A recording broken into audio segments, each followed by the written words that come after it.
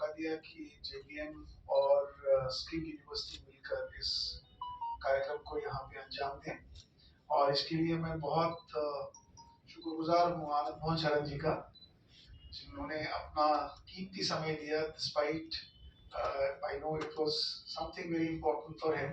उसके बावजूद भी उन्होंने अपना समय इस कार्यक्रम को दिया। और साथ ही हमारे इस एफआईए के अध्यक्ष श्री नरेंद्र अग्रवाल जी तथा उनकी पूरी टीम जो आज यहाँ पे है, उन सबका भी बहुत बहुत धन्यवाद, जिन्होंने इस कार्यक्रम को करने में हमें सहयोग दिया है। जेबीएम से आए श्री वीवी गुप्ता जी और श्री सहदेव जी और श्री शर्मा जी, जिनके कंटिन्यूअस एफर्ट्स के बगैर शायद आज हम लोग इस कार्यक्रम को इस स्टेज पर लाने में सक्षम नहीं होते। मैं उनका भी बहुत बहुत धन्यवाद करना चाहूँगा। उन स्टूडेंट्स का भी जो अब स्टूडेंट्स हैं, और उनका भी जिनका विश्वास था कि इस कार्यक्रम में एनरोल करने के बाद शायद आने वाले दिनों में उनके लिए एक नई आशा की किरण फ्यूचर में इस कार्यक्रम के द्वारा साबित होगी। और हमारी पूरी academic team, registrar, dean academics, engineering doctor Sanjay and all the team members जो इस कार्यक्रम में इन्वॉल्व हैं। मुझे याद है सर, मैं कई साल पहले एक गांव में गया था और हम लोग वहां लॉन में बैठ के चाय पी रहे थे, तो उन सज्जन की गाड़ी खराब हो गई थी और उन्होंने किसी को बाहर से बुलाया था गाड़ी ठीक करने के लिए। तो मॉर्निंग का टाइम था, हम लोग धूप में चाय पी रहे थे और मैं देख रहा था जो ये ठीक करने के लिए गाड़ी आया था, वो अकेला आया था और वो एक बार गाड़ी के अंदर बैठता था, फिर बाहर निकला, बोनट खोला और कुछ किया, बोनट बंद किया, जेब से कुछ निकाला, बोनट के ऊपर रखा, वापस अंदर आया, गाड़ी को फिर स्टार्ट करके फिर वापस बाहर गया, लेकिन आपकी बार बोनट नहीं खोला और आपकी बार वो लगातार उस बोनट को देख रहा था और मैं चाय पीते पीते ये सब देख रहा था। ये क्रिया थोड़ी देर के लिए चलती रही और थोड़ी देर में वो अपना उसने क्या ठीक किया करके चाबी मालिक को दे दी। तो मैंने उससे पूछा कि आप तो बोनट खोल के गाड़ी देख रहे हो, वो तो समझ में आया, लेकिन मैं देख रहा था बोनट बंद करके आप बोनट को देख रहे हो। बोला नहीं, मैं ऐसा नहीं कर रहा था। मैंने कहा तो आप कर क्या रहे थे? तो उसने मुझे कहा आप आइए एक मिनट के लिए। तो वो मुझे गाड़ी के पास ले गया था और उसने गाड़ी को फिर स्टार्ट किया और जेब से 50 पैसे का एक सिक्का निकाला जो उसने बोनट के ऊपर रखा था, और वो मुझे कहने लगा कि मैं गाड़ी की वाइब्रेशन चेक कर रहा था। मैंने कहा इससे कैसे चेक होगी? और ना उसने अपने अनुभव से कॉइन कैसे मूव करता है और कॉइन की वाइब्रेशन कैसे हो रही है, उससे उसने ये अनुमान लगाया था कि वाइब्रेशन में कोई प्रॉब्लम है या उसने कोई ऐसी चीज सीखी थी। मैं महाले फिल्ट्रेशन में शुरुआत के दौर में जब पढ़ा, हमारे वहाँ एक आईटीआई करके एक मेंटेनेंस इंजीनियर होता था। 20-25 साल से उसने ऑपरेटर का काम किया, फिर मेंटेनेंस में चला गया और मशीन को खोलना, जोड़ना, बंद करना सब सीख गया था। लेकिन company as usual hierarchy maintain करती है, तो उन्होंने किसी मैनेजर मेंटेनेंस को भी बीच में लाया था और बीच में कुछ मशीनें हम लोग लेके आए थे बाहर से पेंट शॉप के लिए। मुझे याद है वो पेंट शॉप की मशीनें जब लगी थी तो वो इंस्टॉलेशन के बाद वो कंपनी चली गई, मशीनें ठीक चल रही थी। Within 5-6 days there was some problem and वो मेंटेनेंस मैनेजर एंड टीम पूरा लगी हुई थी, वो ठीक नहीं हुई। और बाद में एक संडे को देखा हमने कि ये जो आईटीआई मेंटेनेंस वाला था ये घुसा हुआ था। उसने उसे डांटा, तुम्हें किसने कहा था ये नई मशीनों को छेड़ने के लिए? उसने कहा मुझे आधा घंटा और दे दो आप। एंड अगले दिन मॉर्निंग को पेंट शॉप चल पड़ा और बाद में पता लगा कि अंदर कहीं पे जब वो शिपिंग करते हैं या ट्रांसपोर्टेशन करते हैं, उसे ये अनुभव हो गया था कि शिपिंग के टाइम पे क्या क्या चैलेंजेस आ सकती हैं। उसने अपने 20-22 साल में जितनी इंस्टॉलेशंस की थी। तो मेरा कहने का अर्थ ये है कि हमें क्वालिफिकेशंस, जो नॉलेज है, जो हम क्वालिफिकेशंस के साथ मैच करते हैं, क्योंकि हम जितनी क्वालिफिकेशंस आज मार्केट में लेते हैं वो सब नॉलेज बेस्ड हैं और उस नॉलेज को एक लेवल किया गया है, 9वीं 10वीं 11वीं 12वीं डिप्लोमा डिग्री, ये नॉलेज अलाइंड क्वालिफिकेशंस हैं। लेकिन अनुभव अलाइंड क्वालिफिकेशंस हमारे को कहीं पे नहीं है। आप दुनिया में जितने भी आज बड़े बड़े एम्प्लॉयर्स को देखोगे जो बिलियनियर्स में आते हैं, अगर आप 50% बिलियनियर्स को उठाओगे, मैं कभी डेटा पढ़ रहा था, उसमें आपको 50% बिलियनियर्स मिलियनियर्स ऐसे मिलेंगे जिन्होंने या तो कॉलेज ही नहीं देखा है या उन्होंने कॉलेज से ड्रॉप आउट किया है। भारत में हमारे पास अदानी अंबानी जैसे लोग बैठे हुए हैं जो स्टैनफोर्ड ड्रॉप आउट्स हैं, पढ़ाई छोड़ के वापस भारत में आ गए थे, लेकिन आज किसी भी यूनिवर्सिटी से पूछो, they would be first to come forward and give them an honors cause a PhD degree despite they have no formal qualification with them। तो कहीं ना कहीं पे डिस्पैरिटी है, जो हमारी फॉर्मल शिक्षा और जो हमारी इनफॉर्मल एक्सपीरियंस है उसमें कहीं ना कहीं पे डिस्पैरिटी है। मुझे लगता है रिकॉग्निशन ऑफ प्रायर लर्निंग एक बहुत अच्छा मीडियम है। ये जो डिस्पैरिटी है between formal qualification and informal experience जो लोग गेन करते हैं उसको ब्रिज करने का। और सर ने बड़ा अच्छी बात कही, सोशल इंक्लूजन।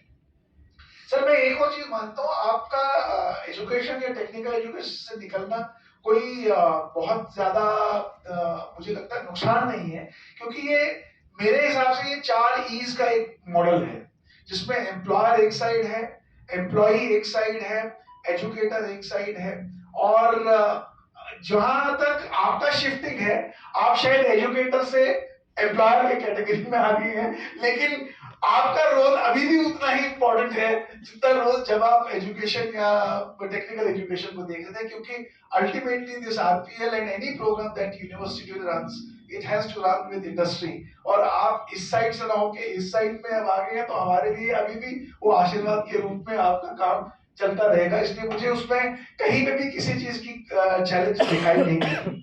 मेरा व्यक्तिगत मानना है कि जिस समय इस रिकॉग्निशन ऑफ प्रायर लर्निंग के प्रोग्राम में एक एम्प्लॉय के नाते और एक एम्प्लॉयर के नाते हम देखेंगे, इसमें बहुत सारे एडवांटेजेस मुझे दिखते हैं। सबसे बड़ी चीज जो सर ने भी कही, एक लाइफ लॉन्ग लर्निंग वाला जो मॉडल है कि पूरी जीवन आपको निरंतर रूप से कुछ न कुछ सीखने का अवसर मिलता है, और उस सीखने को कहीं न कहीं एक रिकॉग्निशन का प्लेटफॉर्म मिल जाता है। तो लाइफ लॉन्ग लर्निंग की एक क्रेडिबिलिटी जो है वो समय के साथ इंक्रीज होती है। और जो ये नॉलेज वर्सेस एक्सपीरियंस की एक डाइकोटमी है सोसाइटी के अंदर कि केवल नॉलेज को ही रिकॉग्नाइज करना है, वहां पे एक्सपीरियंस को रिकॉग्नाइज करने का एक मैकेनिज्म बन जाता है। और उस रिकॉग्निशन को आप फॉर्मल क्वालिफिकेशन के साथ यानी इक्विवेलेंस कर देते हो, तो वो इक्विवेलेंस का जो मॉडल है वो एक्साइट करता है हमारे यंगस्टर्स को या उन लोगों को जो अनुभवी लोग हैं कि वो और कुछ सीखें, क्योंकि उस सीखने को उन्हें एक मानक मिलेगा। दूसरा मुझे ऐसा लगता है कि जब आप अनुभवी लोगों को एक क्वालिफिकेशन फ्रेमवर्क में लाते हो, आप उन्हें एक्साइट करते हो बहुत ज्यादा, और उस एक्साइटमेंट में अनुभवी लोगों का जो ability to innovate, ability to create, ability to develop, ability to perform, ability to be more productive, वो आप ज्यादा बढ़ाते हो। क्योंकि अगर एक अनुभवी आदमी को आप थोड़ी सी शाबाशी देते हो, थोड़ा सा रिकॉग्निशन देते हो, थोड़ी सी एक्सपीरियंस को रिकॉग्नाइज करते हो, तो वो रिकॉग्निशन उनको एक्साइट करता है कि कुछ नई चीज करने में।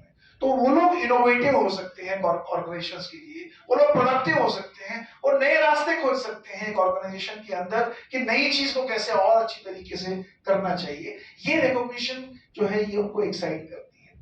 तीसरा मुझे लगता है कि स्किल्स की सस्टेनेबिलिटी के लिए बहुत जरूरी है, क्योंकि हम जानते हैं स्किल्स की शेल्फ लाइफ समय के साथ साथ बड़ी शॉर्टन होती जा रही है। लेकिन अगर आप स्किल्स को साथ साथ में ग्रूमिंग करते रहोगे एक एजुकेशन के साथ, यानी एजुकेशन आप उनको प्रोवाइड करते रहोगे, नॉलेज इनपुट्स आप देते रहोगे, तो स्किल की सस्टेनेबिलिटी, उसकी शेल्फ लाइफ बढ़ती रहेगी। और केवल स्किल्स की शेल्फ लाइफ नहीं बढ़ेगी, जो अर्निंग की सस्टेनेबिलिटी है, जो अर्निंग कंटिन्यूअस उनकी ग्रो होती रहेगी, ये भी एक बहुत बड़ा इंपॉर्टेंट फेसेट है रिकॉग्निशन ऑफ प्रायर लर्निंग का, because it will make skilling as well as earning sustainable and growing.